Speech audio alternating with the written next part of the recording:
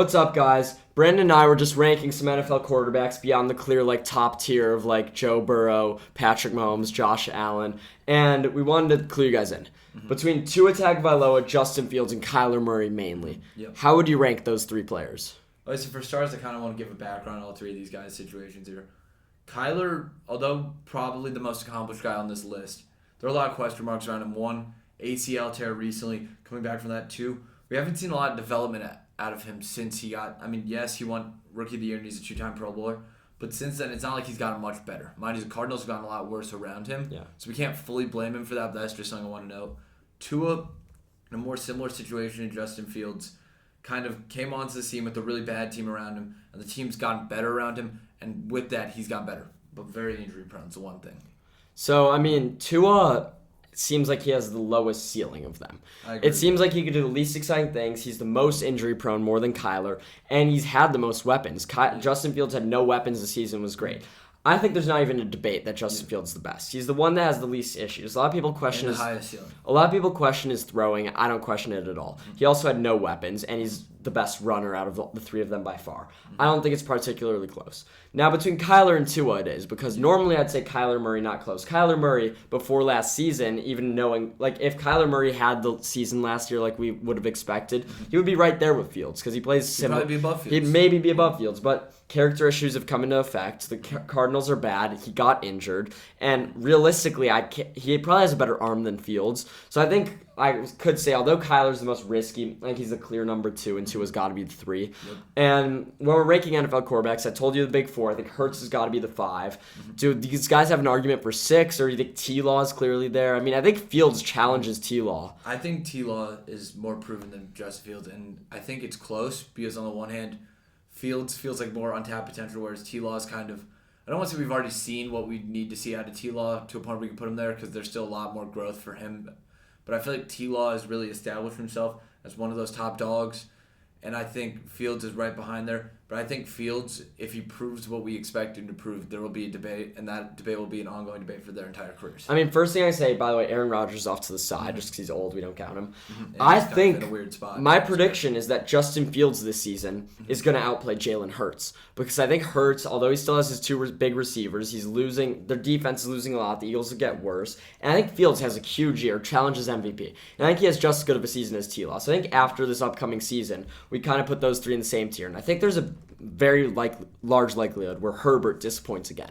We all see Herbert right there. I definitely think he's clearly behind Burrow, Allen, and Mahomes. But we all see Herbert clearly as above Hurts, even though a lot don't. But Herbert realistically is in that Hurts tier. So I think T-Law and Fields both actually play their way into a foursome there behind your big Burrow, Allen, Mahomes. So that's my prediction for this season. But as things stand now, T-Law is clearly above Justin Fields because he proved more. Obviously, Hurts and Herbert are way above both of them. But I think T-Law is going to develop into a top quarterback in the league year in and year out, literally with his ceiling being Peyton Manning. I think he could be that good, but I think Fields I fully trust, and I think way below him comes, then I think below them, Lamar Jackson.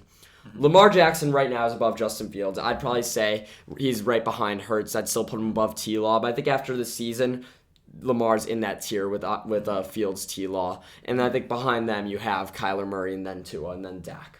Yeah, I think that the biggest thing for me is a lot of these guys tend to really burst out in their preview years. It happened with Lamar in 2019, Jalen Hurts last year. We were talking about this probably a little less than a calendar year ago. Maybe Burrow, Joe Burrow too. Let's say this, right? 9 months ago, you and I were talking, and you said if Hurts doesn't have a Pro Bowl level year, he might not be a starter. Yeah. And he completely proved everyone wrong, went to the Super Bowl, threw for 4 touchdowns in the Super Bowl. I think that's the type of year Fields has. Although Bears fans are kind of in on the knowledge that he's going to be great, most of the NFL is this guy can't throw the ball. I think just watch what he does this year. And he has weapons. This is going to be Fields' breakout year. I think he's going to have a season very similar to Hurts last year. The difference is without the Bears' success, even though they're in an easy division, it's not going to be reflected as well. But just go through it one more time. Mahomes, clear 1. Burrow, clear 2. Drop off, Josh Allen, drop off. After that, there's real competition for that 4. Right now, I think Fields can play his way in the conversation for that. Right now, I put Herbert there, but I think Herbert needs to play well this season, needs the Chargers to win a playoff game, and Hurts is right there with him. I think Lamar Jackson right behind them, but I think Fields plays his way into that conversation, as does Trevor Lawrence. Then comes the drop-off with Kyler and Tua. So I don't think this conversation about Tua, Kyler, and Fields is particularly even close. But last year, we would have said Kyler Murray's in that tier. Something about this season made him fall off, and the Cardinals are an absolute shambles. I think right now that would be the bottom tier franchise. Least desirable place. They're just starting a rebuild. New coach. DeAndre Hopkins wants out. Buda Baker requested a trade. So the Cardinals are in shambles. We'll see what happens in the draft. They could really, with that 3-pick, trade back and get a haul like the Bears did. They could start their future with Will Anderson. Who knows? They could draft a quarterback and trade away Kyler. I doubt they do that. One last question I want to throw in here. Yep. Where would you rank Bryce Young among these guys? Drafting Bryce Young, who would you take him over? Would you take him over Kyler? As who would I start my franchise? Yeah, sure. Tua or Bryce Young, Kyler or Bryce Young, Dak or Bryce Young. I'm gonna take. This could be crazy. I'm gonna take Bryce Young over both Tua and Kyler, just off the bat. I really, Spencer. I think in the right system, I'm seeing a lot of Drew Brees comparison. I'm not even gonna go that far. I think he has all the tools. Yes, there are some physical scares. He has all the tools to truly be an amazing quarterback. Is your number one? In the draft? Yes, 100%. I know that there was, I forget what the test is called. He was one of the best of all time in the quarterback test. That's reaction time, decision making and whatever. And I mean, it's a really good indicator. And here's why. Mahomes, Josh Allen, Joe Burrow, and Justin Fields all were in the high 90s. Bryce Young got a 98. Yeah.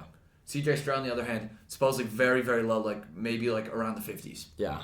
That's why I genuinely think that's a huge reason why he's not favored anymore. And I think this draft has a lot of great quarterbacks. And I like the Carolina organization. I think it's a good place for Young if he goes there. I think he is the best, whether they take him or not. Mm-hmm. And honestly, given Tua and Kyler's injury histories, I know Bryce has one too, but Bryce has the age advantage. Maybe I'm taking him. I think still I prefer Kyler Murray because he's more proven than Bryce Young, but I'd definitely take Bryce over Dak and Tua. So he's right there. Stroud's good, but he's behind them. Mm-hmm. Anthony Richardson, such high potential. I think if he sits out, if he sits out a year and he's in the right system, he could be great. The guy I don't trust is Levis. I was talking about him a few months ago pretty highly. I think he has good talent, but he's talking a lot like Josh Rosen to me. I mean, he's giving me heavy Josh Rosen vibes. It's coming out of left field a bit. Yeah. I don't trust Levis at all. But really, Bryce Young, I think, in that conversation of guys you'd start your franchise with right there with Kyler and Tua, then slightly behind Stroud. Stroud might be the right guy for Carolina. I could see a world in which they take him. He's more consistent. He's less injury prone. But I think Bryce Young has that it factor, and Stroud's kind of boring in my eyes. I don't think Stroud can come out and be a top 5 quarterback. I don't think Stroud can be a difference maker. I think he's more of a game manager, honestly. I know people loved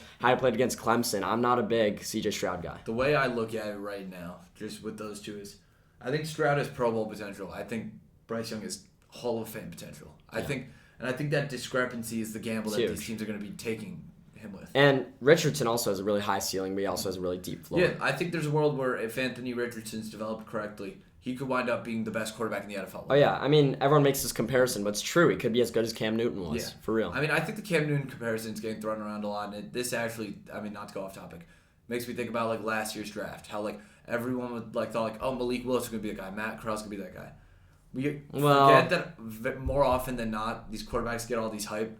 Sometimes kind of just fall into irrelevancy. I don't think any of the guys we mentioned, other than maybe Levis, that's going to happen with. But I think it's something more. But Richardson's getting a lot more hype than Malik Willis did last year. I think Anthony Richardson's a much better prospect. And when I'm making the Malik Willis comparisons, I said he might play like Cam Newton, but I don't think he's going to be as good as him. Anthony Richardson, I think, can have that good of a career. I just don't think it will happen. Bryce Young, though, the guy. Moral of the story: Justin Fields is going to have a Jalen Hurts type season this year. We'll see what they do in the draft. More NFL draft content coming, but obviously we'll do tons of quarterback rankings as the season gets closer, but that's a long ways away. So thank you guys so much for tuning in. Yeah, thank you so much for tuning in. Make sure to like and subscribe and share with a friend. Thanks.